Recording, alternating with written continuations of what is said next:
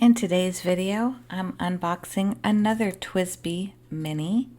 So the last one that I showed was this one. I'll make sure to link that in the cards here at the top. I really love the pocket pens, pocket fountain pens. And so these were the first two Twsbis that I purchased. One is the regular mini that's been out forever, and then this one came out, so I ordered it. I also ordered the larger one of this, and I think I have an iris around here somewhere too. So I'll be unboxing all of those here on a series called Fountain Pen Friday. I'll link that below. That has a link to all of my Fountain Pen Friday videos if you want to watch those as well. So I already opened the case and unlocked the things here. I don't keep all of these, but before I get rid of them, I do take out these little pieces from the bottom. So this is a little grease, and as the manufacturer explains, you shouldn't need it right out the gate. That's for later on, for maintenance for the piston. It also comes with this little wrench, so I just save everything in these little plastic containers that I have, iris containers. It's where I store the inks and everything, and they just store really compact that way. Okay, so before we put any ink in it, let's go ahead and weigh it. So it is 20 grams without any ink in it, or 0.7 ounces. That weighs exactly the same as the other Twsbi mini that I had done in my previous video. So for this one, I am putting a diamine ink in it. Let me find it. So I thought this diamine ink would be perfect. These are ink samples from Goulet pens. This is called Pink Glitz, and it has gold shimmer in it. So this nib is a little bit of a larger nib. Let me see. Yeah. So this one is a medium nib. I thought it could probably handle the shimmer a little better than a fine nib. So I'm going to go ahead and move this piston all the way down. What I love about the minis is that the bigger Twsbis don't do this, but the minis do. They have a screw end right there, along with an O-ring stop, and I really love that. How mine all stop when I finally do hit the O-ring is the clip perfectly lines up with the nib. So I thought that was a really nice touch. So really pretty. All right, let's load this one with ink. I don't know about you, but I tend to be a rockin' mess with inks. So I usually wear a pair of gloves if I remember in time. For these Glitz ones, I do like to give them a shake before I load them into the pen. I try not to shake all the way up to the lid though, because I don't want to be dripping everywhere. So a suggestion I appreciated from one of my followers, since I'm new to all this, is they said kind of tilt the ink vial and make sure that the feed, this black part, is what's really down in the ink. So if I do that, then it should fill better for me. Look how well that filled. That's a pretty good fill, but I think I'm going to try it one more time. Look how nice that fill turned out. So thank you so much for that tip. I really appreciate that.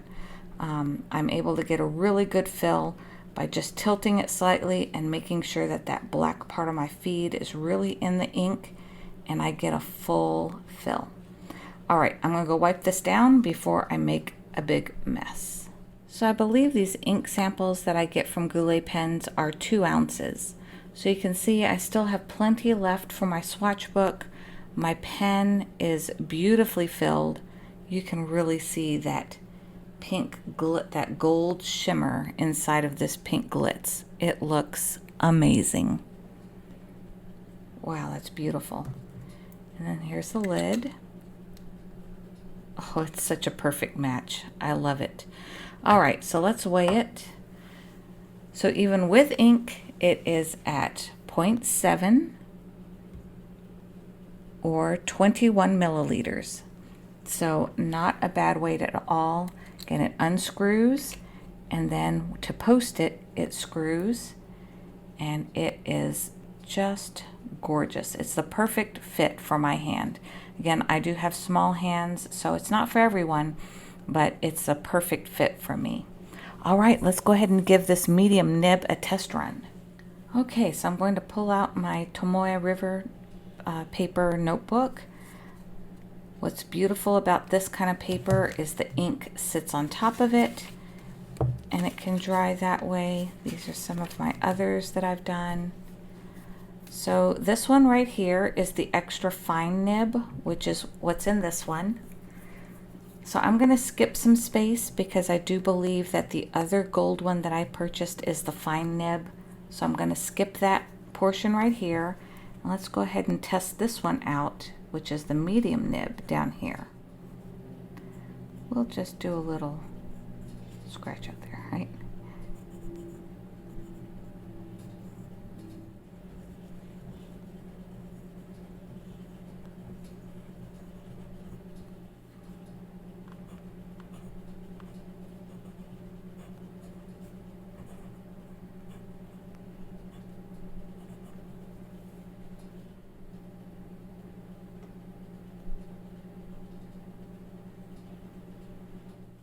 So with it posted, it measures at about 5.5 inches long.